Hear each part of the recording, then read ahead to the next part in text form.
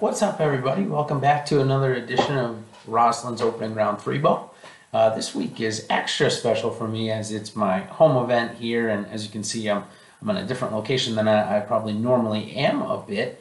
That's because my parents live just about a half a mile from the third tee of the Valspar Championship at Copperhead Course. So kind of gave it away a little bit here of what we're going to be going over, and of course at the end of this video we're also going to include some exclusive coverage that I shot on the course today, just showing the 16th hole, which will be a pivotal hole for the week, and of course some rough length and some other good tidbits from what I saw out there today.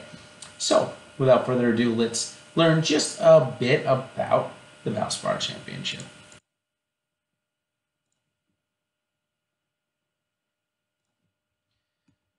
So, the Valspar Championship, it's been around for just a little bit of time now, actually, since the 2000s. It started as the Tampa Bay Classic. It's attracted this year 11 of the top 30 in the official World Golf Rankings.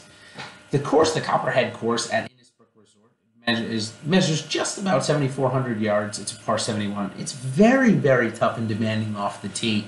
And one of the themes of the weeks that you're going to see is length on all of the approach shots.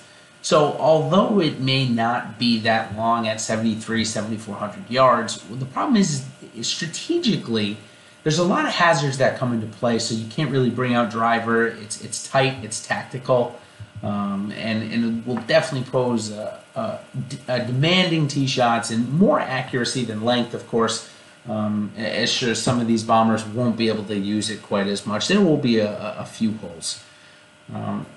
This week, so DraftKings is coming out and pretty standard their weekly offerings now. Their standard weekly offerings is the $5, $44, and $444 buy-ins, all offering $100K to first place.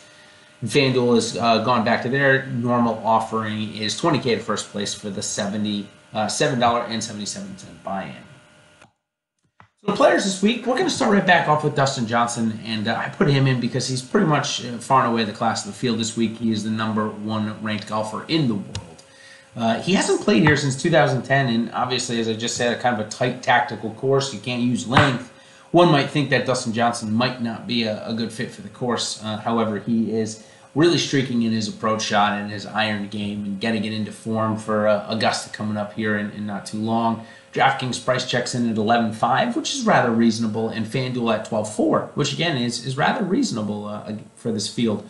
Recent form 5th last week at the Players, kind of backdoored that top 5 there late on Sunday after a pretty good shot on 16, and then obviously the win in WGC Mexico. Of course, history, like I just said, not available, but strokes gained approach, he is streaking up the board.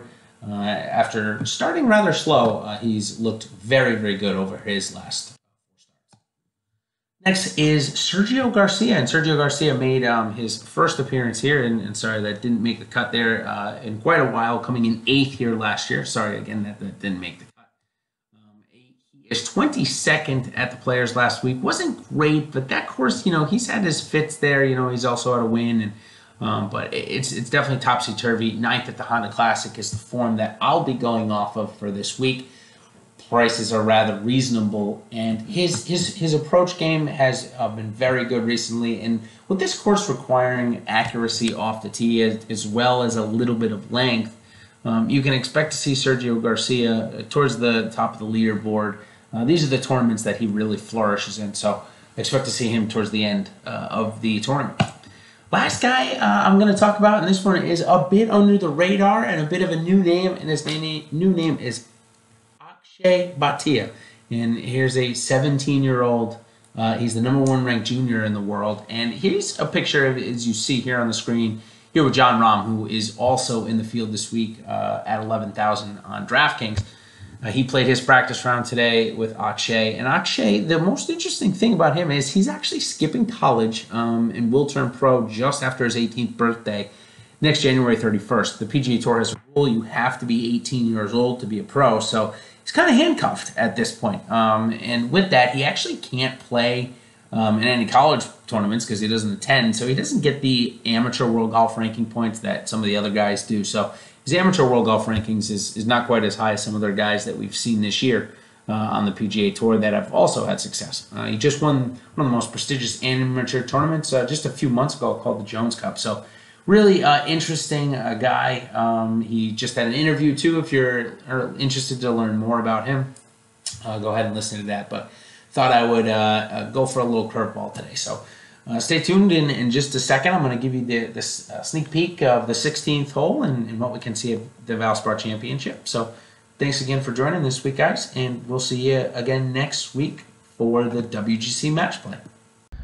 Okay, so I am on the 16th hole at Copperhead Innisbrook Resort for the Valspar Championship, of course. And up there, I'm going to be making a video from the tee box in just a minute. But before I did, I kind of wanted to showcase the rough and what we going on here for the players this week. Obviously, with the rough being a little bit wetter, as you can see, the raindrops may not be able to see coming down. It is making the approach shots here a little bit easier. The rough is obviously a little bit shorter because, as you guys can see here, because of the wetness of it. So it will play a little bit easier on the approach shots. However, when golfers get up around the green, as you can see a golfer way out in the distance over there, not in very good shape.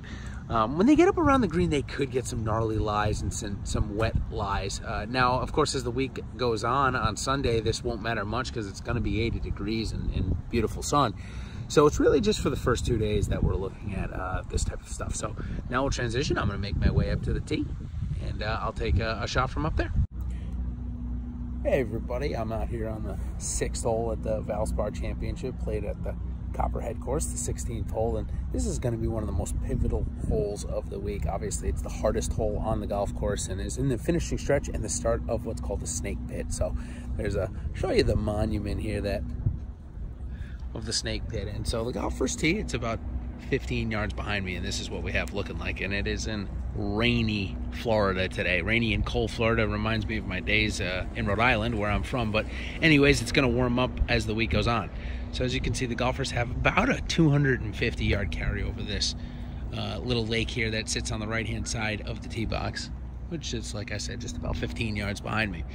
It starts the 3-hole stretch coming in that will make or break a golfer's week on Friday and may decide the tournament on Sunday as well. So look forward to seeing these holes played. If you do put yourself into position here, you could turn it into a birdie hole. You're leaving yourself about 160 yards in on your second shot. 17th is a very, very difficult par 3, uphill and into the wind of over 200 yards.